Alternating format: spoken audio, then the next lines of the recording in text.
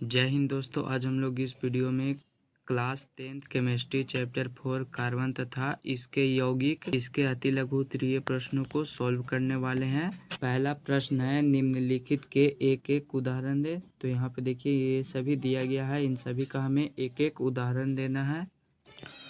तो देखिए यहाँ पे पहला है एल्केन, तो इसका उदाहरण हो जाएगा मेथेन। एल्कीन तो इसका हो जाएगा एथीन। एल्काइन तो इसका हो जाएगा एथाइन। एल्कोहल तो इसका हो जाएगा मेथेनॉल। फिर है एल्डिहाइड, तो इसका हो जाएगा मेथेनल। कीटोन तो इसका उदाहरण हो जाएगा प्रोपेनोन। और ये रहा कार्बोक्सिलिक अम्ल, तो इसका हो जाएगा मेथेनोइक अम्ल। और एस्टर का हो जाएगा एथाइल एसीटेट। एमीन का हो जाएगा एथाइनामाइन। इथर का हो जाएगा मेथॉक्सी मेथेन। दूसरा प्रश्न है, निम्नलिखित के संरचना सूत्र लिखें। ये सभी दिया गया है, इन सभी का हमें संरचना सूत्र लिखना है। तो देखिए यहाँ पे पहला है 2 मेथिल ब्यूटेन, तो इसका यहाँ पे संरचना सूत्र बनेगा CH3 एरो CH2। यहाँ पे नीचे में CH3 लटकेगा और CH2 एरो CH3। तो यहाँ पे देखिए 2 मेथिल ब्यूटेन था, तो यहाँ पे मेथिल ब्यूटेन का सूत्र ये हो गया। और 2 है तो यहाँ पे देखिए दूसरे नंबर पर यहाँ पे नीचे में मेथिल हो जाएगा, लटक जाएगा, तो हो जाएगा इसका यही संरचना सूत्र। फिर इसका दूसरा है ब्यूटेनोइक अम्ल, तो इसका हो जाएगा CH3 minus CH2 minus CH2 minus COOH। तो यहाँ पे ये देखिए ऊपर में 1 2 3 4 यहाँ पे काउंट करके बताया जाता है, तो आप लोग यही बना लेंगे। फिर इसका अगला है 2 ब्यूटेनॉल, तो इसका हो जाएगा CH3। यहाँ पे ये हाइफन दिया जाता है CH2 हाइफन CH और इधर CH3। और यहाँ पे दूसरे नंबर पर है, तो दूसरे नंबर पर हो जाएगा OH ऊपर में, तो ये हो जाएगा 2 ब्यूटेनॉल का। फिर अगला है मेथेनामीन, तो इसका हो जाएगा CH3 हाइफन NH2। अगला है 2 मेथिल 2 हेक्सिन, तो यहाँ पे देखिए इसका बनेगा CH3 हाइफन CH। यहाँ पे ऊपर दूसरे नंबर पर हो जाएगा मेथिल, तो इसका CH3 हाइफन C3। और यहाँ पे देखिए हाइफन CH2 यह 4 नंबर पे है, और यह पे CH2 हाइफन CH3। तो यहाँ पे देखिए दूसरे नंबर पर रहेगा हेक्सिन। फिर अगला है यहाँ पे देखिए कि 3 मेथिल 3 हेक्सेनॉल, तो यहाँ पे देखिए होगा CH3 CH2 हाइफन CH2C। और इधर हो जाएगा CH2 CH3। तो यहाँ पे दूसरे नंबर पर तीसरे नंबर पर है मेथिल, तो यहाँ पे नीचे में इसके नीचे CH3 मेथिल हो जाएगा और ऊपर में हो जाएगा हेक्सोल, तो यहाँ पे OH हो जाएगा। फिर इसका अगला देखिए है प्रोपेनोन, तो इसका हो जाएगा CH3C। और इधर है एक बॉन्ड CH3 और यहाँ पे डबल बॉन्ड के द्वारा ऊपर में O जुटा हुआ है। फिर अगला है एथाइन, तो इसका हो जाएगा H एक बॉन्ड C और इसके साथ triple bond C minus H। फिर अगला है इसका एथिलीन, तो इसका हो जाएगा CH2 डबल बॉन्ड CH2। फिर इधर है एथिल एल्कोहल, तो इसका हो जाएगा CH3 single bond CH2 single bond OH। यहाँ पे इसको आप लोग इस माइनस वाले को बॉन्ड भी बोल सकते हैं, यानी कि यह इसके साथ बंधन बना रहा है, तो ये इसीलिए यहाँ पे इसको बॉन्ड भी बोला जा सकता है। अब इसका अगला प्रश्न है कि इनके IUPAC नाम बताएं, यानी कि यह संरचना सूत्र दिया गया है, तो इसके द्वारा हम लोगों को इसका IUPAC नाम बताना है। तो ये देखिए यहाँ पे ये संरचना सूत्र दिया गया है, तो इन तीनों को हम लोग जब जोड़ेंगे तो यहाँ पे बनेगा CH3। फिर ये रहा, तो इस इधर बनेगा CH है हो गया यहाँ पे, और इधर नीचे लटका हुआ है CH3। यहाँ पे नीचे CH3 लटक जाएगा और इधर बच गया मेन CH3। जब इसको काउंट करेंगे तो देखिए 1 2 3, यानी कि इसमें 3 कार्बन है, तो इसका हो जाएगा 2 मेथिल प्रोपेन। चूँकि यहाँ पे दूसरे नंबर पर है मेथिल, तो यहाँ पे हो जाएगा 2 मेथिल प्रोपेन। अब इसका अगला है देखिए यहाँ पे जब इसमें काउंट करेंगे तो हो जाएगा CH3। देखिए यहाँ पे CH3 सिंगल बॉन्ड C हो गया यहाँ पे, और फिर इधर 3 बॉन्ड, और यहाँ पे देखिए 3 बॉन्ड है, उसके बाद फिर है C, और उसके बाद फिर इधर है लास्ट में CH3। तो जब इसको काउंट करेंगे तो देखिए यहाँ पे कार्बन की मात्रा 1 2 3 4, देखिए 4 इसमें कार्बन है, तो यहाँ पे हो जाएगा 2 ब्यूटाइन, क्योंकि दूसरे नंबर पर यहाँ पे 3 बॉन्ड के द्वारा बन रहा है, तो यहाँ पे हो जाएगा 2 ब्यूटाइन। फिर अगला देखिए इसका प्रश्न है, तो इधर इसको जब काउंट करेंगे तो हो जाएगा CH3 single bond CH2 CH यहाँ पे शेष बचा, और नीचे में जाएगा CH3 यहाँ पे हो गया, फिर इधर हो गया CH, और फिर लास्ट में बच गया CH3 इधर चला गया। फिर उसके बाद इन सभी को काउंट करेंगे कार्बन को, तो देखिए 1 2 3 4 5 हो गया, और चूंकि तीसरे नंबर पर है यहाँ पे देखिए तो CH3 तीसरे नंबर पर नीचे लटका हुआ है, तो इसका जगह 3 मेथिल पेंटेन, चूंकि कार्बन की संख्या 5 है तो यह पेंटेन हो जाएगा, और तीसरे नंबर पर है तो 3 मेथिल पेंटेन।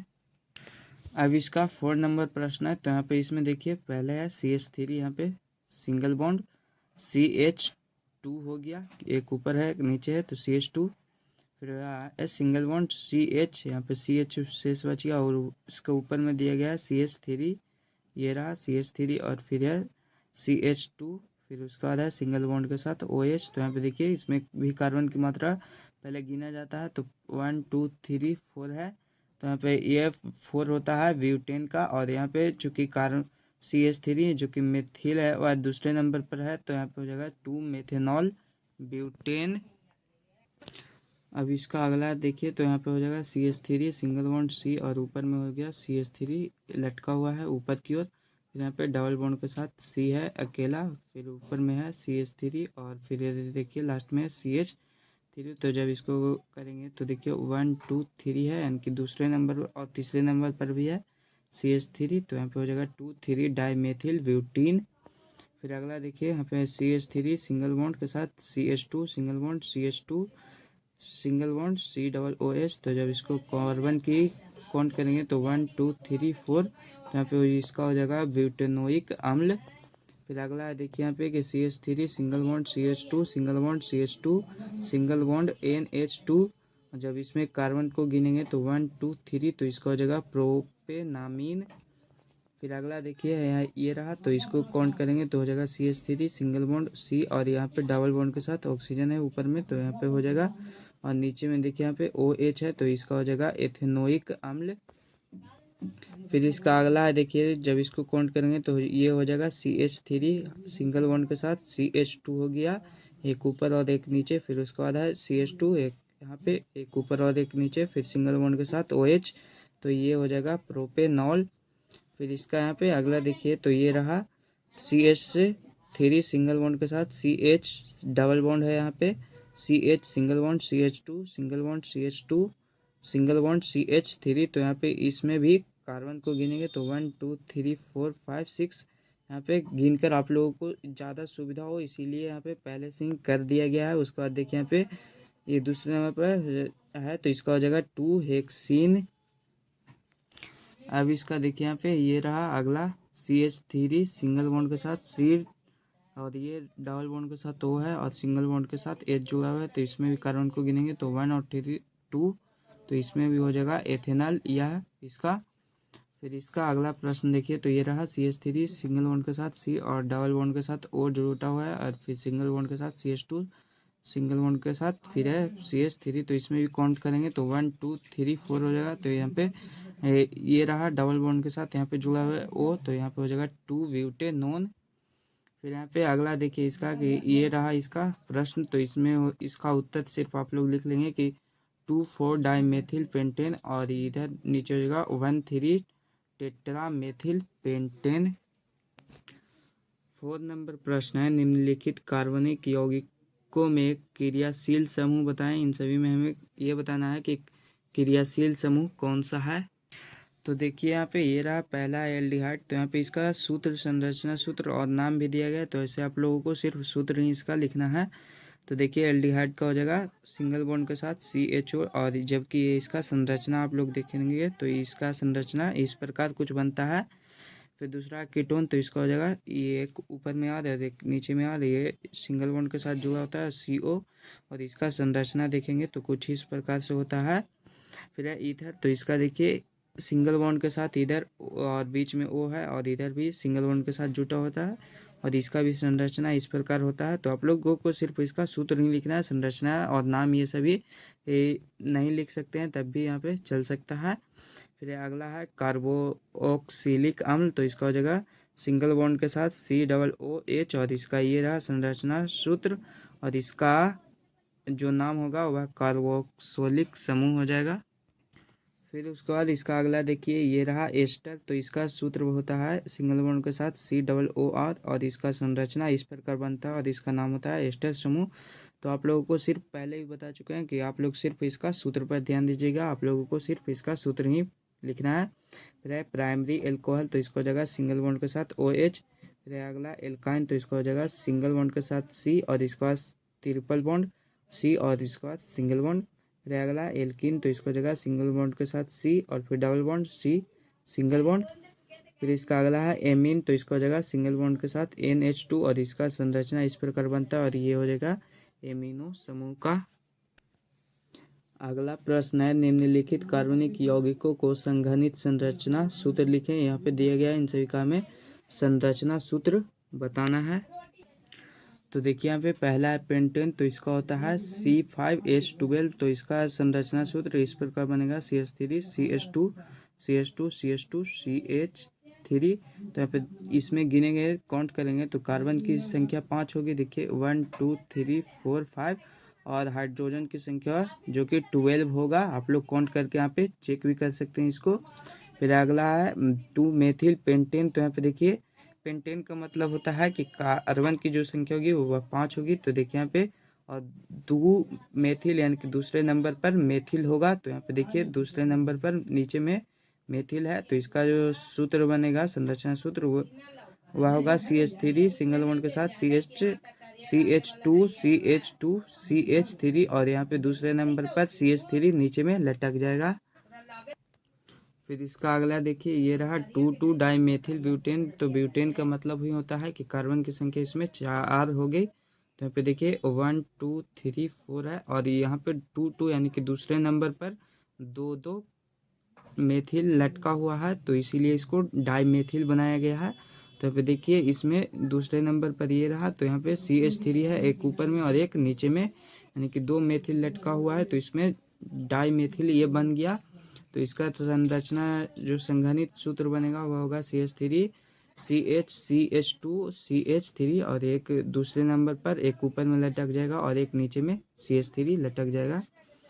फिर इसका अगला है एथाइन, तो इसका बनेगा H सिंगल बॉन्ड के साथ C, और ट्रिपल बॉन्ड के साथ C सिंगल बॉन्ड H हो जाएगा। अब इसका अगला है एथीन, तो इसका हो जाएगा CH2 डबल बॉन्ड के साथ CH2, और इसका जो मतलब इसको अलग करेंगे तो इसका हो जाएगा, देखिए यहाँ पे H ऊपर में और एक H नीचे में, एक कार्बन के साथ सिंगल बॉन्ड के साथ जुटेगा और बीच में डबल बॉन्ड के साथ, और ये इधर होगा तो एक इधर चला जाएगा, और एक यानी कि एक ऊपर और एक नीचे हाइड्रोजन जुटेगा। अब इसका अगला है 2 हेक्सिन, तो इसका हो जाएगा CH3 सिंगल बॉन्ड के साथ CH डबल बॉन्ड के साथ CH single bond CH2 CH2 single bond CH3। यहाँ पे हेक्सिन का मतलब होता है कि कार्बन की संख्या होगी वो 6 होगी, और दूसरे नंबर पर तो ये देखिए यहाँ पे दूसरे नंबर पर डबल बॉन्ड के साथ जुड़ा हुआ है CH। फिर इसका अगला है 2 मेथिल 2 ब्यूटीन, तो यानी कि ब्यूटीन का मतलब ही होता है कार्बन 4। तो यहाँ पे देखिए दूसरे नंबर पर मेथिल लटका हुआ है नीचे, तो इसका संरचना सूत्र यानी कि संघनित सूत्र इस प्रकार बन जाएगा। आप लोग देखकर बना लेंगे। फिर इसका अगला है देखिए, तो ये रहा 2 ब्यूटाइन, तो इसका बनेगा CH3 सिंगल बॉन्ड के साथ C triple bond C single bond CH3। यहाँ पे दूसरे नंबर पर ये जुटा हुआ है 3 बॉन्ड के साथ, और जब इसको हम लोग अलग अलग करेंगे यानी कि इसको और संक्षिप्त में बनाएंगे तो इसका इस प्रकार बनेगा। देखिए CH3 यहाँ पे सिंगल बॉन्ड C, और ट्रिपल बॉन्ड के साथ C सिंगल बॉन्ड CH3, यानी कि इसी का ही संक्षिप्त रूप में यह ऐसा बन जाएगा। तो आप लोग ये वाला या फिर ये वाला कोई भी लिख सकते हैं, इसमें कोई ज़्यादा डिफरेंट नहीं है, बल्कि ये इसलिए बनाया गया है ताकि आप लोगों को ज़्यादा से ज़्यादा अच्छे से समझ में आ सके। 6 नंबर प्रश्न है कि शीश 2 ब्यूटीन तथा ट्रांस 2 ब्यूटीन के संरचना सूत्र लिखें। तो देखिए यहाँ पे शीश 2 ब्यूटीन का जो संरचना सूत्र है इस प्रकार बनेगा, H सिंगल बॉन्ड के साथ और नीचे में CH3 C, और यहाँ पर डबल बॉन्ड के साथ H और नीचे में CH3 हो जाएगा। और जबकि ट्रांस 2 ब्यूटीन का, तो यहाँ पे देखिए ये H3 जो नीचे था शीश 2 ब्यूटीन में वह ऊपर में चला जाता है ट्रांस 2 ब्यूटेन में, बाकी सभी सब सेम ही रहता है, सिर्फ इधर वाला जो लास्ट वाला होता है वह ऊपर नीचे बदल जाता है, तो इसी के कारण तो आप लोग यही सिर्फ बना लेंगे संरचना सूत्र, और ज़्यादा कुछ नहीं है इसमें।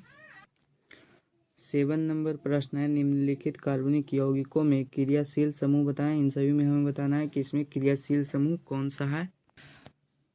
तो देखिए यहाँ पे पहला प्रश्न है CH3 single bond C double bond के साथ O और सिंगल बॉन्ड के साथ OH, तो इसमें क्रियाशील समूह हो जाएगा COOH। फिर अगला CH3 single bond CH2 single bond NH2, तो इसमें हो जाएगा NH2। मैं आप लोगों को सिर्फ यहाँ पे इसका आंसर ही बता देता हूँ, ज़्यादा बोलने से कोई फ़ायदा नहीं होगा। तो यहाँ पे देखिए इसका आंसर हो जाएगा, आप लोग लिख लेंगे COOH एवं इसमें CO, इसमें 2 क्रियाशील समूह है। फिर अगला तो इसमें भी 2 क्रियाशील समूह है COOH, ये रहा यहाँ पे एक, और ये एक रहा यहाँ पे OH। फिर इसका अगला देखिए तो इसमें है CHO, ये रहा अभिक्रियाशील समूह। और इसमें बात करें तो ये रहा एक C इधर और एक C इधर, यानी कि इसमें C डबल बॉन्ड के साथ 2 है, तो इसका एल्कीन भी बोल सकते हैं, यानी कि एल्कीन होता है, इसमें अभिक्रियाशील एल्कीन है। अब इसमें बात करें तो इसमें अभिक्रियाशील समूह हो जाएगा वह सिंगल बॉन्ड के साथ O और इधर एक सिंगल बॉन्ड के साथ, तो ये हो जाएगा। फिर इसका अगला प्रश्न में जो अभिक्रियाशील समूह होगा वह COR हो जाएगा, एस्टर। फिर इसमें हो जाएगा CH ट्रिपल बॉन्ड के साथ C एल्काइन, यहाँ पे हो जाएगा। फिर इसमें हो जाएगा सिंगल बॉन्ड के साथ NO2, ये रहा है हमें इसमें अभिक्रियाशील समूह। अब इसका अगला प्रश्न है कि कार्बन के 2 अपर रूपों के नाम लिखें, यानी कि कार्बन का 2 अपर रूप के कौन कौन से हैं उसका हमें नाम बताना है। इसका उत्तर लिखेंगे कि कार्बन के 2 अपर रूप, पहला हीरा है, दूसरा ग्रेफाइट होता है, तो आप लोग लिख लेंगे। 9 नंबर प्रश्न है, अचार बनाने में किस कार्बोक्सिलिक अम्ल का उपयोग परिरक्षक के रूप में किया जाता है। इसका उत्तर लिखेंगे कि अचार के परिरक्षक के रूप में एसिटिक अम्ल का प्रयोग किया जाता है, जो कि अचार को सुरक्षित रखने में सहायता करता है। इसी के कारण ही वह ज़्यादा समय तक टिकाऊ बना रहता है। अब इसका अगला प्रश्न है, CnH2n+1 किसका सामान्य सूत्र है। यहाँ पे ये एक सूत्र दिया गया है, यह किसका सूत्र है हमें यह बताना है। तो ये देखिए यहाँ पे यह जो सूत्र है वह है एल्किल समूह का। अब इसका अगला प्रश्न है कि किन्हीं 2 एंजाइमों के नाम बताएं। तो देखिए यहाँ पे पहला जो एंजाइम का नाम हो जाएगा वह होगा माल्टेज और दूसरा ट्राइप्सिन। 12 नंबर प्रश्न है कि निम्नलिखित अभिक्रियाओं के समीकरण को पूरा करें। ये देखिए यहाँ पे आधा अधूरा समीकरण दिया गया है, इन सभी को हमें पूर्ण करना है। तो देखिए ये रहा यहाँ पे पहला समीकरण है CH ट्रिपल बॉन्ड CH+2H2, तो यहाँ पे इधर एरो देखिए बन रहा है CH2 डबल बॉन्ड CH2+H2, यानी कि CH3 सिंगल बॉन्ड के साथ CH3 लास्ट यहाँ पे बन के तैयार हुआ। इसका दूसरा कि CH ट्रिपल बॉन्ड CH+Br2, तो इधर बनेगा CH Br2 सिंगल बॉन्ड के साथ CH Br2। अब इसका अगला देखिए ये रहा CH2 डबल बॉन्ड CH2+HBr, तो इसका इधर बनेगा C2H5Br, यहाँ पे इसका पूर्ण होगा। फिर अगला CH4+Cl2 सूर्य की विसरित किरणें, तो यहाँ पे इसका बनेगा CH3 सिंगल बॉन्ड के साथ Cl+HCl। इसका अगला ये रहा, यहाँ पे ये दिया गया है, यानी कि Cl है प्लस Cl Fe के उपस्थिति में हो रहा है, तो यहाँ पे देखिए इसका जो होगा Cl ऊपर में चल जाएगा प्लस HCl हो जाएगा।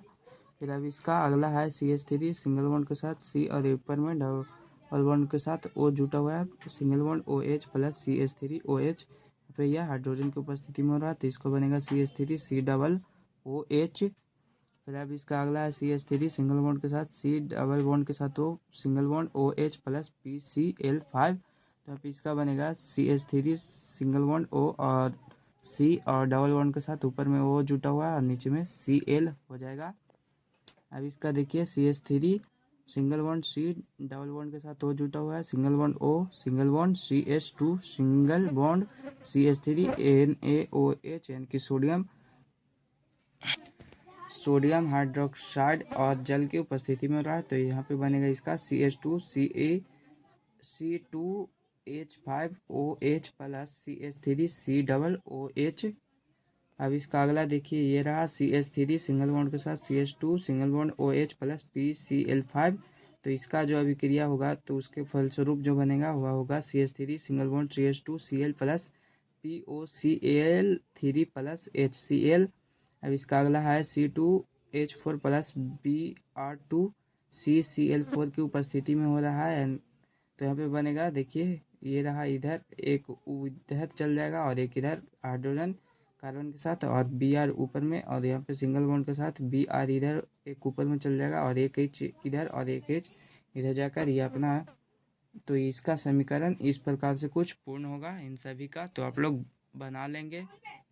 13 नंबर प्रश्न है, सिरके में उपस्थित कार्बनिक अम्ल का नाम लिखें।